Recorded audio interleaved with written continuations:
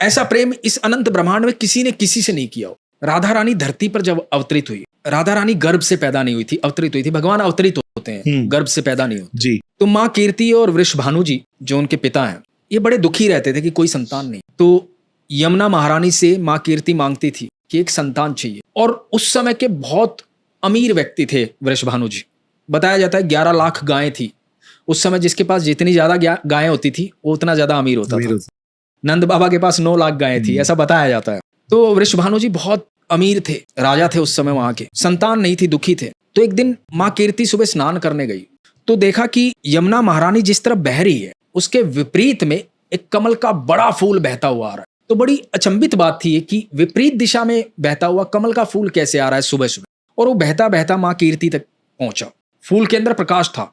तो माँ कीर्ति देखती रह गई, डर गई, घबरा गई कि ये फूल के अंदर किस प्रकार की रोशनी है। तो जब माँ कीर्ति के पास वो फूल पहुंचा, सूरज की पहली किरण आई और वो फूल खिल गया, उसकी पत्तियां खुल गई। और पत्तियां जैसे ही खुली तो अद्भुत तेज लिए हुए अनंत ब्रह्मांड की सर्वेश्वरी वहां पर विराजमान राधा रानी, लाडो रानी उस कमल के फूल में। देख करके माँ कीर्ति पागल हो गई, गोदी में उठाया राधा रानी, बड़ी अचंभित थी। कोई शब्द नहीं आ रहा था मुंह में, सूझ नहीं रहा था ये हो क्या रहा है। इतने दिनों से यमुना महारानी से मांग रही थी मैं, मुझे संतान चाहिए, संतान चाहिए। दौड़ी दौड़ी वृषभानु जी के पास गई, सुनो हमें यमुना महारानी ने संतान दी है, ये देखो कौन आया है। और वृषभानु जी ने जब देखा लाडो रानी को, वृषभानु जी भी पागल हो गए, जोर जोर से चिल्लाने लगे, हमारी पुत्री आई है, हमारी पुत्री आई है। पूरे महल में कह दिया उत्सव मनाओ, हमारे यहाँ पुत्री आई है। उत्सव की तैयारी की गई। कुछ देर बाद पता लगा कि बच्ची जो है आंखें नहीं खोल रही। थोड़े चिंतित हो गए वृषभानु, पल भर के लिए चिंतित हुए। फिर कहा कि कोई बात नहीं, ये जैसी भी है हमारी बच्ची है।